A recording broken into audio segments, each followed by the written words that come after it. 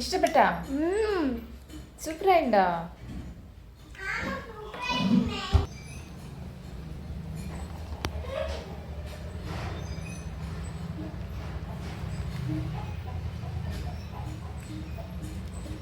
ഇഷ്ടപ്പെട്ടടാ?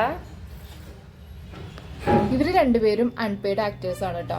ഇവർ രണ്ടുപേരുടെ എക്സ്പ്രഷൻസ് കണ്ടിട്ട് ഇവർ എന്ത് കഴിച്ചിട്ടാണ് എത്രത്തോളം എക്സ്പ്രഷൻ ഇടണമെന്ന് മനസ്സിലായി നിങ്ങൾക്ക്.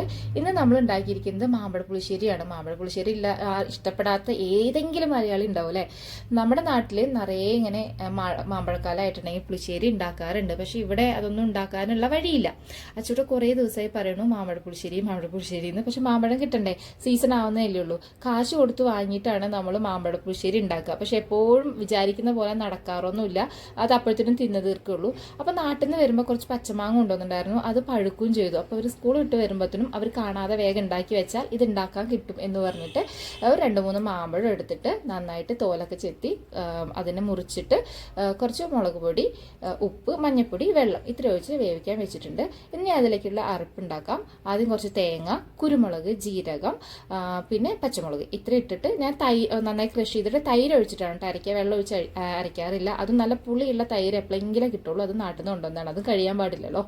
അപ്പോൾ ഞാനത് നന്നായി അരച്ചിട്ട് നമ്മൾ വെന്ത് വന്നിരിക്കുന്ന മാമ്പഴത്തിലേക്ക് ഒഴിച്ചിട്ട് നന്നായി തിളപ്പിക്കുക. ഒരുപാട് തിളപ്പിക്കേണ്ട ആവശ്യമില്ല, കാരണം ഈ തൈര് അങ്ങോട്ട് പിരിഞ്ഞു പോകും.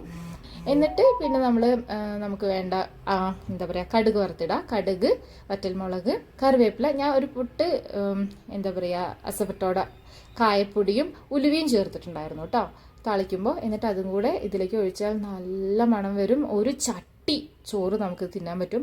ശരിക്കും പറയണത് ഞാൻ രാത്രിക്കും ചേർത്ത് വെച്ച ചോറായിരുന്നു. സ്കൂൾ വിട്ട് വന്ന ഉടനെ തന്നെ സ്നാക്സ് പോലെയാണ് ഇവർ മാമ്പഴ പുളിശ്ശേരി കണ്ടത് ചോറ് അങ്ങോട്ട് ഉണ്ണാൻ തുടങ്ങിയത്. രാത്രിക്ക് വരയ്ക്കും കാത്തു നിന്നില്ല. എൻ്റെ മാമ്പഴ പുളിശ്ശേരി കാലിയായി. എനിക്കൊരു കിട്ടിയുള്ളൂ കേട്ടോ. അപ്പോൾ അതിൻ്റെ എക്സ്പ്രഷനാണ് നിങ്ങൾ ഫസ്റ്റ് കണ്ടത്. ഭയങ്കര ടേസ്റ്റായിരുന്നു. അപ്പോൾ ഇനിയും മാമ്പഴം കിട്ടുകയാണെങ്കിൽ ഉണ്ടാക്കി തരണം എന്ന് പറഞ്ഞിട്ടാണ് കേട്ടോ.